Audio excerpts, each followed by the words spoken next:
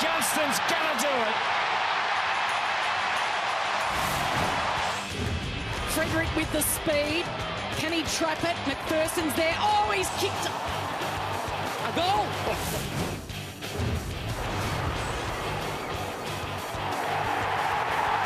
Well, if that doesn't give you goosebumps, what a wonderful moment.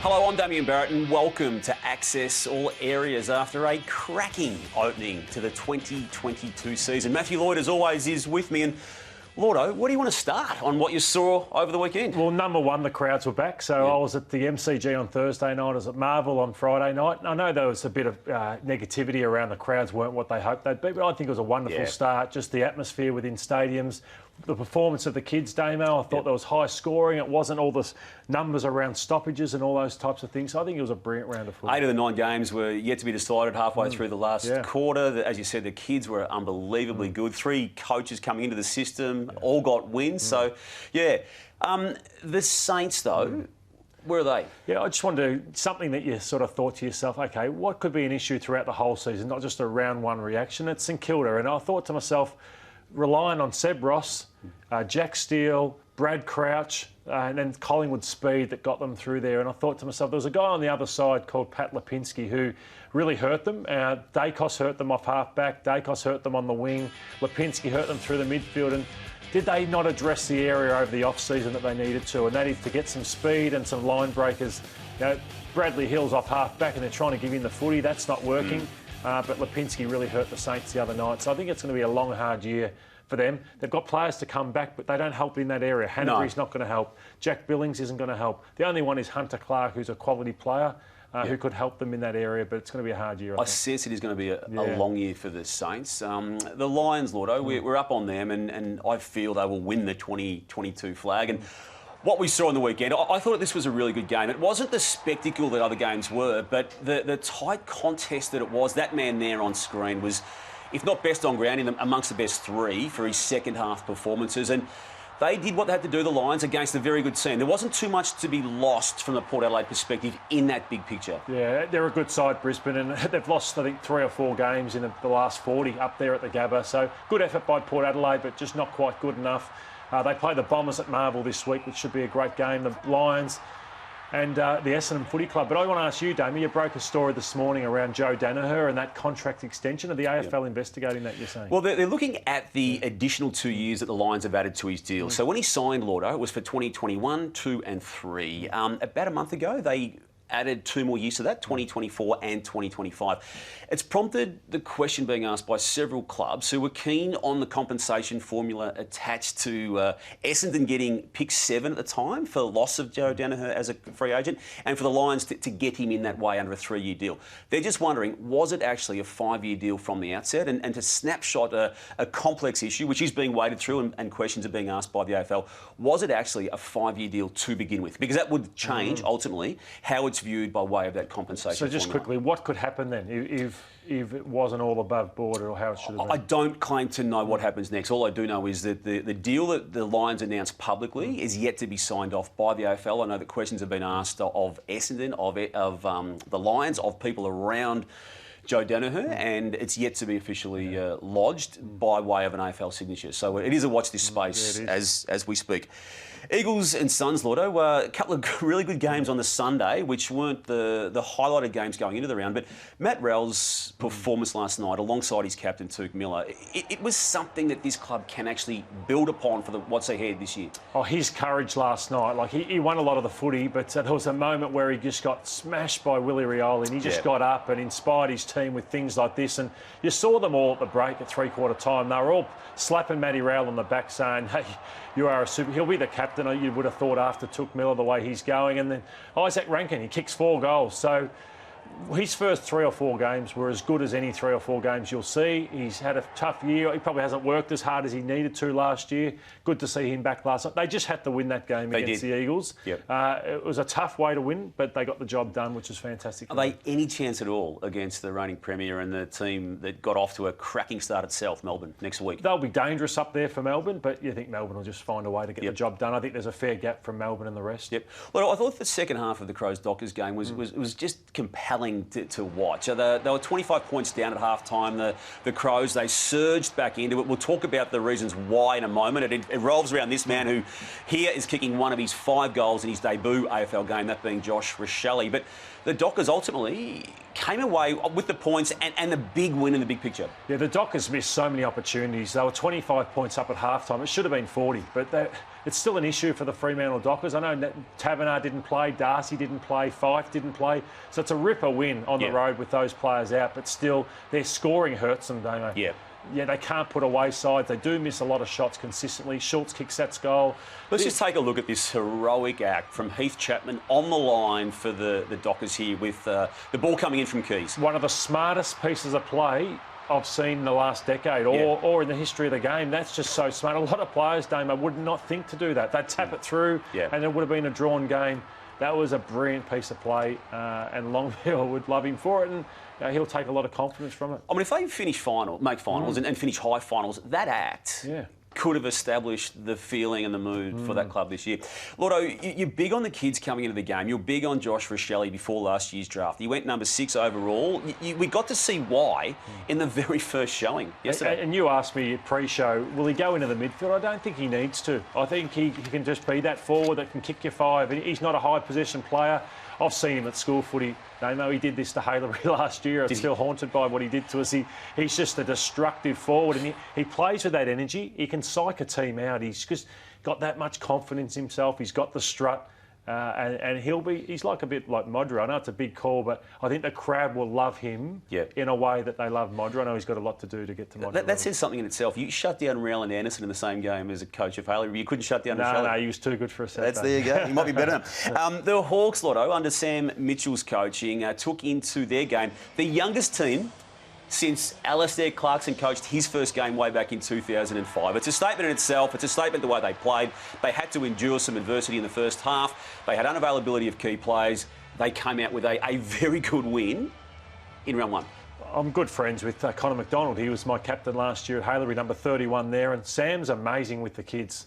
So Sam Mitchell, there was Josh Ward and there was Connor McDonald there. And they should have won by a lot more. They missed a lot of shots. Jack Gunston probably should have kicked 7, only kicked the 3. So going to be a long, hard year for North, but good win for Hawthorn and Mitchell. Well, let's have a look at what did happen there with Gunston's, I suppose, play yesterday. He was close to among the best on the ground. But the inaccuracy, as you say, 3 goals, 4. But Mitch Lewis was equally important up there. And again, he's shown signs in the past, Lordo, but maybe 2022 under Mitchell is when he shows it and puts it all together. Yeah, I think that it was great to see because you thought to yourself, with his body letting him down and all those sorts of things, will he get back Gunston? Well, he looked really, really sharp. I don't know what Noble was thinking having Zeeble on the last line of defence. I know he lost the Mackay, which hurt them, and Aidan Corr's got to really lift. So issues for North Melbourne, but Sam's just got to keep playing the kids, and it should be a good year for Hawthorn. He's going to. The Essendon midfield, Lordo, was very good last year. It had a few worries in its bad loss to Geelong, and the stats that came out of the game were damning.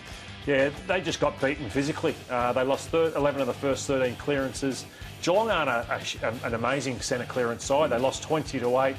Overall clearances 51-27. And look at that. They got a lot of junk possessions, the Bombers. A lot of it off half-back, a lot of it chipping around, not going anywhere, not many metres gained. And they're not accountable enough. Aren't they? No, they're not accountable enough as a midfield group. I know a lot of midfielders aren't. But they were just mauled here, losing their feet. They were overwhelmed by Geelong, who just taught them a football lesson. And they've got Brisbane this week, so all eyes are going to be on them. It's a worry to say, Brisbane this week, and after that, Melbourne in round 3. So it's looming as an horrific start to the year for them. They had excuses, Lloyd, in terms of how they were able to structure up in the forward part of the ground. Jones was out. Stringer, who may be their best player, or most important player maybe, he was out. Tip and Woody may not play again, it must be said. And Snelling, who's a key dynamic to what they do. He was also out. And then they lost Langford early. So there's reasons for a poor performance, but not necessarily that bad. No, and your point on String is a good one. I think he is their best and most important player with what I saw on the weekend, with the size he's got compared to the rest of that midfield. Again, we usually refrain from making big statements about round 6 or 8, but the Cats did more than enough in round 1 to think they're going to be there again. I know you're feeling pretty good because you had them in their grand final. I had them out of the 8. So, I think they've got so many good players. Yep. They should be around the mark again, but still, I'm not sure about their depth, Damon. Sure. The depth was key to a lot of clubs, and we already talked about the excitement that the kids generated. Nick Martin's effort, Lordo, first up for the Bombers, to kick 5 goals in that drubbing, and to not just kick the 5, but to grab it 27 times coming out of the Subiaco system and not being on a list this time last month. Amazing. He was so clean. And I saw this guy live, Jack Hayes, on Friday night, and he was awesome. He was their best player, St Kilda's best player on debut. He's dominated the Sandful for 2 years. He's been their best player. So Marshall, King and Hayes, they all look pretty good. Nick Dacos did absolutely nothing wrong too as that debutant, as Jason Horne-Francis did enough in his first game too. The Pies, Lordo, what did you make of their game against St Kilda? Because it's a different look, and look, they don't want to be talked about by way of comparing it with the previous coaching, but you can tell the fresh set of eyes that Craig McRae, and that's the phrase he uses, is benefiting some of these players. They only scored 100 points once last year, and they scored 100 points in round 1, so that's a real positive.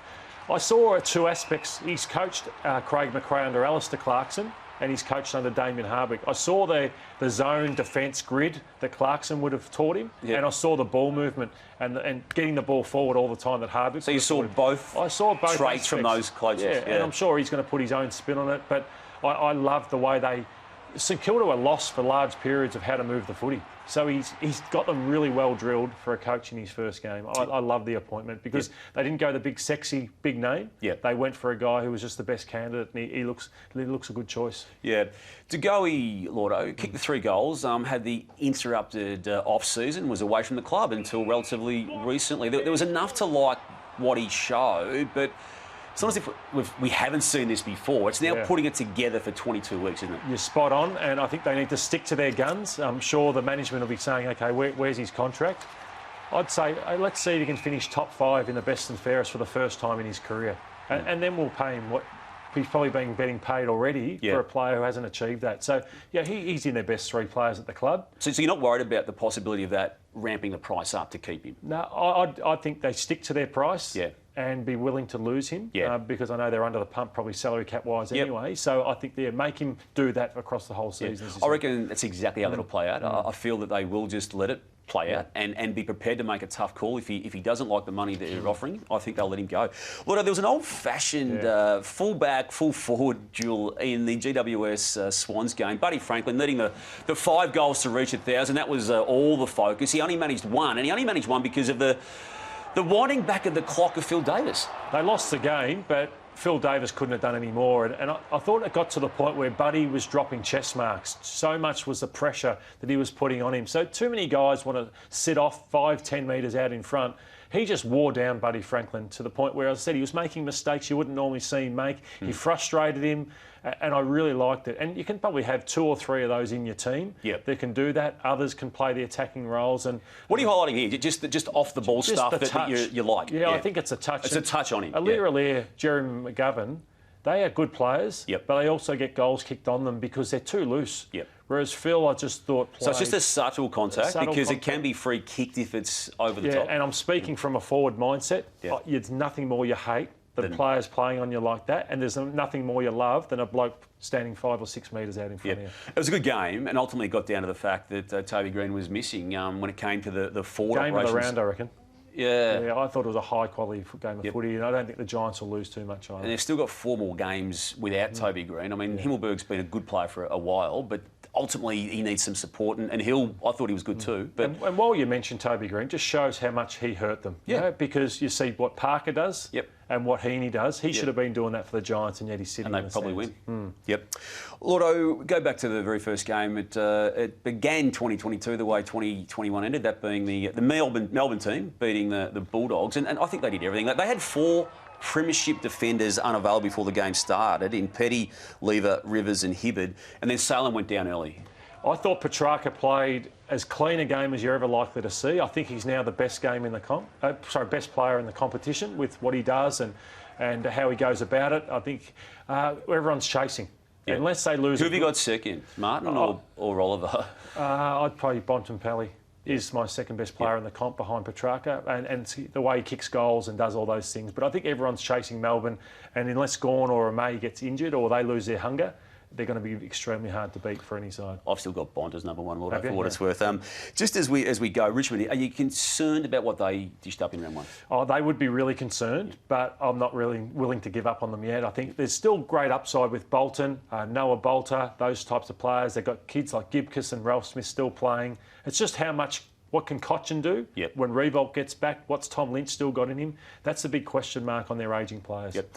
Heaps to like out of round one, Lloyd. We didn't even get to what I felt was really good adjudications by the umpires on the holding the ball and descent, but we will wade through it all, as we always do, on Access All Areas next week.